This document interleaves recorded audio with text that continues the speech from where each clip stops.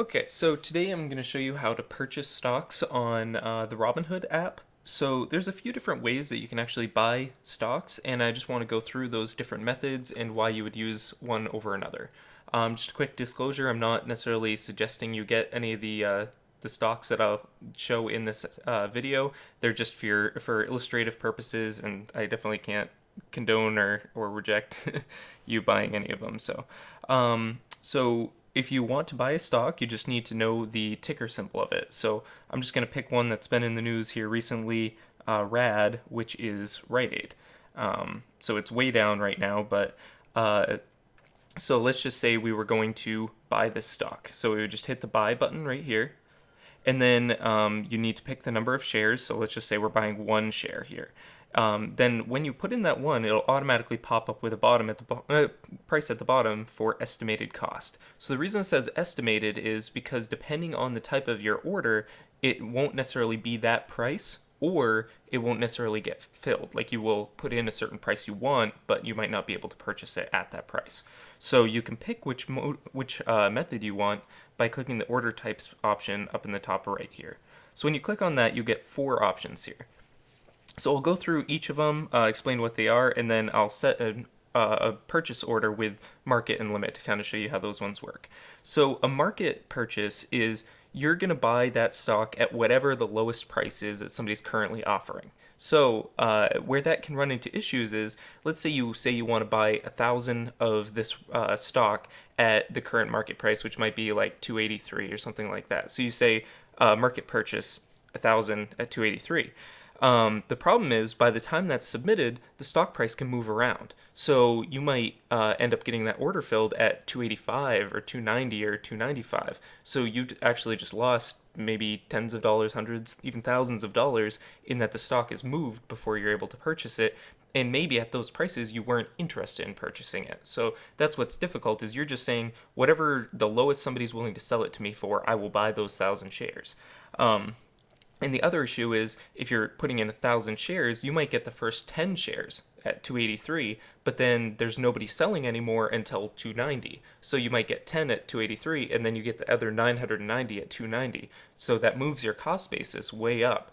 And for a lot of people, they wouldn't have been interested in buying at 290. So that's why you have to be really careful doing a market order. So then the next one is limit here. So this is the one I suggest you use like 99% of the time, because limit, so with market, you're guaranteed to get your order filled. It's just you don't know what price. So with limit, you're guaranteed a certain price, but you're not guaranteed if it's going to be filled or not. So if you put in 1,000 shares at a limit of 283, you might get 10 shares at 283, but then there's no more available at that price, and the next ones are 290. You'll only end up with 10 shares. So you can leave that order in, and if it drops again, then you'll get more at 283, but there's no guarantee that you get any more. So first, I'll just do a market order buy here. So I'll hit market, and the current market price is 282. So I'm just going to leave that one share, market 282, and then just hit the check mark here, and then swipe up to purchase the stock.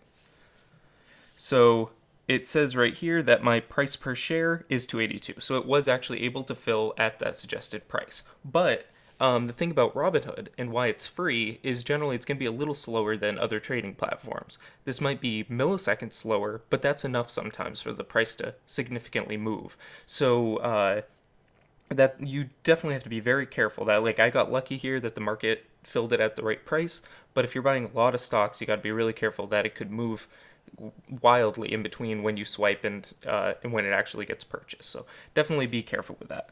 So now we'll go through and I'll do a limit order. So you can see I have one share right now at 282. So now I'll buy, order type, limit. So again, the current price is still 282. But for example, I might not want to buy that one share unless it's under 280 or maybe even under 275. But the stock is currently at 282, but I don't want to just sit here and watch it all day in case it goes down that far. So that's where limit order is really useful. So for example, like it's even dropping to 281 right now. So I'm going to put in a limit purchase at 280. So I'm going to put it in till the end of today, and I'm going to buy one stock. So the estimated cost is 280. So then I'm going to swipe up on it,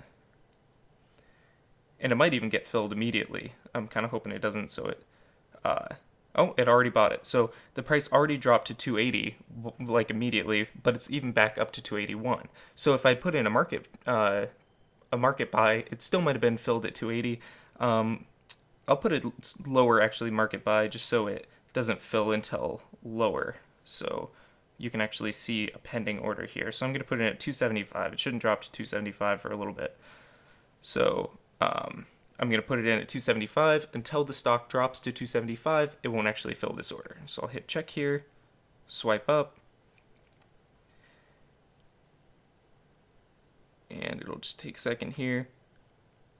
Okay, so you can see I still only have 2 shares. So this one didn't execute yet because the price is above my limit purchase amount. But the order is still in flux. So if we swipe down here, then we'll see the limit buy right here is placed, but it's not filled. So I can click on it. I can even see all the information about it. I can cancel it so it doesn't end up filling.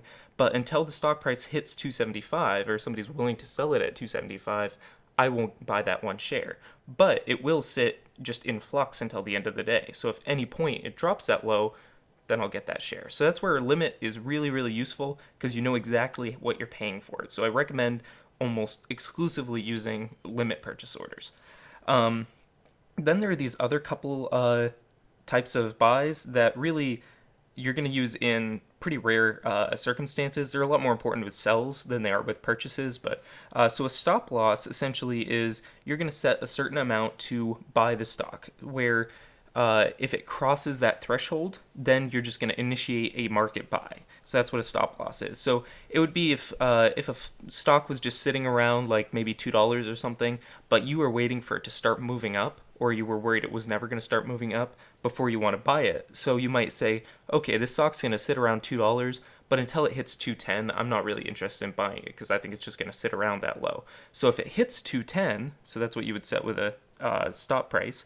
So if you said 210 here, or okay, let's just say $3, I guess, because that would be above what this one is.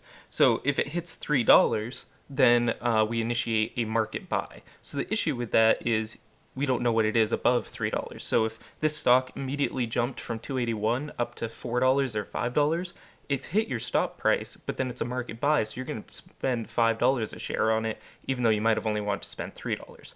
So that's where the stop price can be a bit like, I again wouldn't really use that one nearly as much as I'd use stop limit. Stop limit is the exact same idea, where you set still a certain amount that once it crosses that threshold, you want to buy the stock, but then it's going to ask you what the limit you're willing to pay for that stock is. So maybe it will cross $3 and you're willing to pay $3.10. So then you would put your limit in at 310. So when you put that limit in at 310, that doesn't necessarily mean you're going to always pay 310. It can actually mean you'll pay lower than 310, which is nice. It's essentially saying once it hits $3, initiate buying the cheapest stock you can up to 310. So you might only pay like 301 or 302, but you'll never pay more than 310. So that's where it's really nice and especially a good way to buy stock.